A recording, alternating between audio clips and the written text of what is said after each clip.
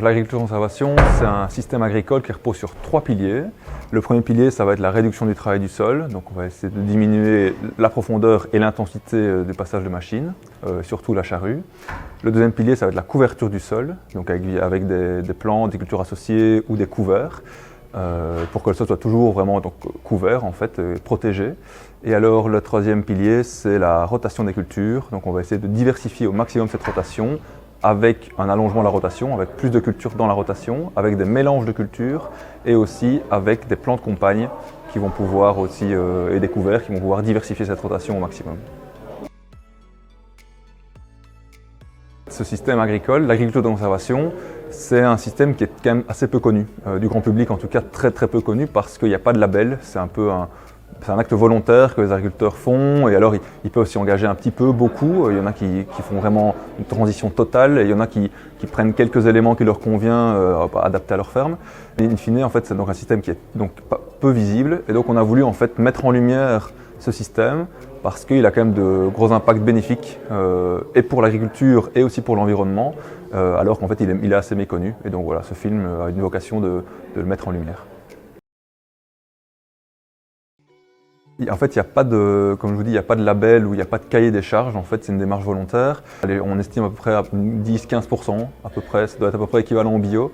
C'est comme en fait, on pourrait comparer ça à la consommation de viande. On peut être végétarien ou carnivore, mais il y a aussi on peut être omnivore et en manger 3 fois par jour ou 2 fois par semaine. Voilà. L'agriculture de conservation, c'est un peu la même comparaison. Vous voyez. Donc, en tout cas, nous, on informe et on accompagne les agriculteurs qui sont désireux de mettre en place ces principes chez eux, sur leur ferme, de le mettre en place de la meilleure façon qui soit, en essayant de faire le moins d'erreurs pour allier plutôt préservation de l'environnement et conservation d'une rentabilité agricole correcte.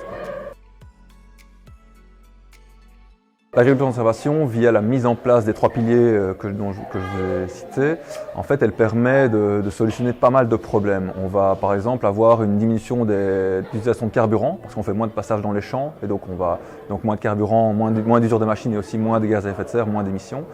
On a aussi une limitation de l'érosion, donc voilà, on a des sols qui se comportent plus comme des éponges et donc qui vont mieux retenir l'eau, donc on a des sols et donc des cultures qui résistent mieux à la sécheresse.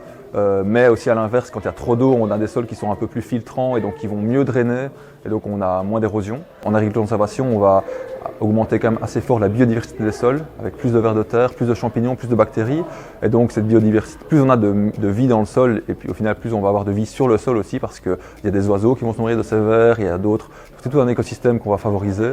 Donc au niveau environnemental, il y a vraiment de gros impacts bénéfiques. Et au niveau économique, en fait, on arrive dans des systèmes aboutis, quand ça fonctionne bien, à produire autant avec moins. Et donc au final, on a plus de marge et donc on gagne mieux sa vie qu'en système classique très productiviste.